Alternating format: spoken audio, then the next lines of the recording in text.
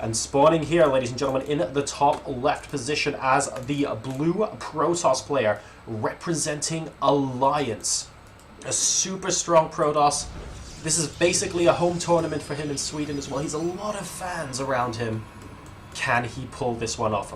Arguably his toughest opponent in this group, but everyone is really difficult at this stage. We have NaNiwa. His opponent, who will be spawning as the purple Protoss player in the bottom right-hand side, coming off a win against a very strong Zerg, but now he has to play a mirror matchup from Korea. Representing the team LGIM, we have Squirtle. Okay, are we all ready for bracket analysis? Alright, bracket analysis it is. Game 1. Game 1. From these two players, right? Okay, we had Squirtle up against Night End. Squirtle lost. Okay. But NaNiwa was playing against Suppy. Yep. And NaNiwa lost. Yep, sure. Okay. And they both lost 2-1. Yep, both lost 2-1. Then we jumped into the second game where Squirtle and NaNiwa won. NaNiwa beat Night End. Okay, And I'm starting to Squirtle- get confused. Keep going. Squirtle beat Suppy. So that means NaNiwa and Squirtle both have 1 win and 1 loss. Okay. Which is fine. Okay?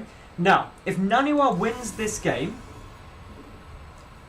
he will finish top of the group. Whoever wins this game finishes top. Okay. Are we sure about that? Is there? I think they should. Is there any scenario where there might be like a crazy tie for the top of the group? I don't think it can be a crazy tie for the top of the group. Because Suppy also is Yeah, one of because the Suppy's ones, now right? playing against Night End. And I think that's the one that's important. Okay. If Suppy wins that, things get pretty crazy. Basically, it comes down to the result of these two matches is who actually goes through. And basically, NaNiwa, whoever wins this, I believe, is pretty safe. Okay. Whoever wins this. So basically, it looks like one of these players is going through. Whether or not it's in first position remains to be seen, because Yep. it depends on the result of the other game. But this series is absolutely vital to who progresses through the second group stage. And such good players. The fact that this is coming down in the second group stage of 3 medals, I think really shows people just how unbelievably strong this tournament is. This isn't the latter stage.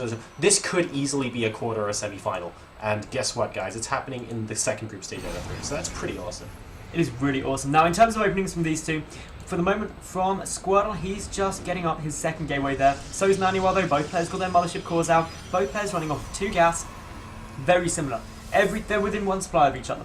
It's nothing crazy occurring yet. Their warp gate techs are basically bang on at the exact same time. But here is the first deviation. But only by a few seconds. Squirtle, he's going for that Twilight Council as well. Going Blink on this map is brilliant because there's so much cliff area into the main that you can utilise.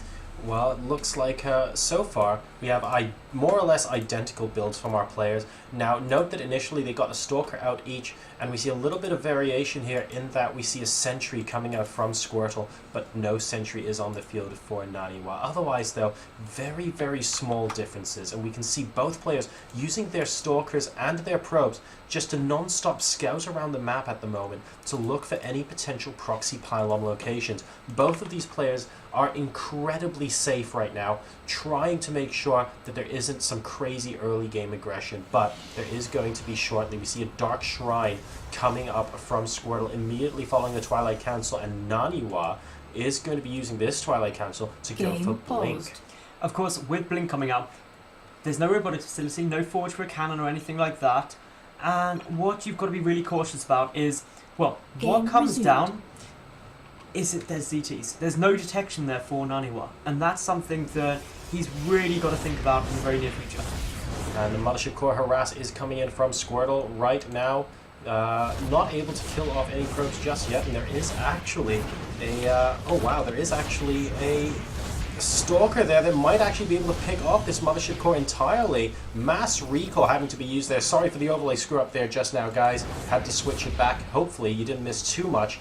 Mothership Core was recalled, and we even have NaNiwa's Mothership Core repelled from inside the main But it base. saw the Dark Shrine. It did see the Dark And Shrine. that's I think why that's very important. Really important, because now the robotic facility started. The observer should be out just about in time, or at least not terribly bad.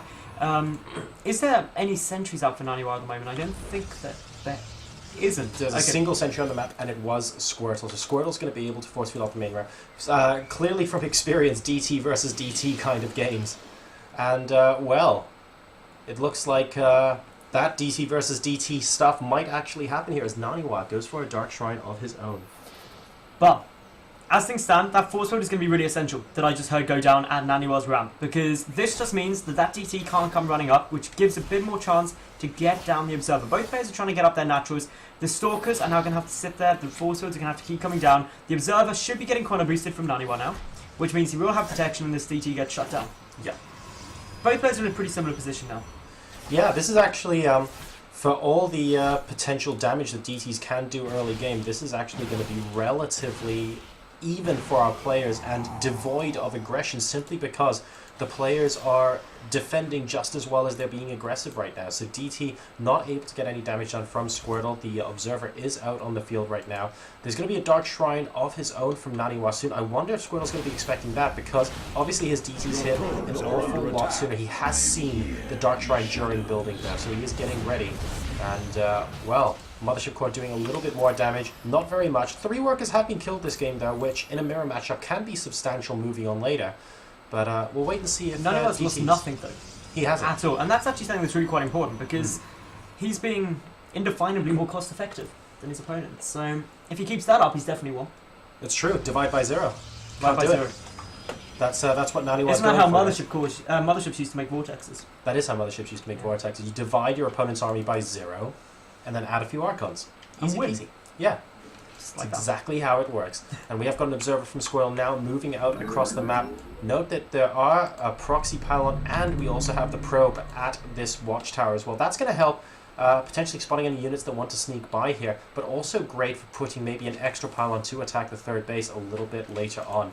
And it looks like Squirtle's going to be following this up with some air action medals. And double Stargate. This is a really interesting switch up. NaNiwa's going to be going into those Colossi.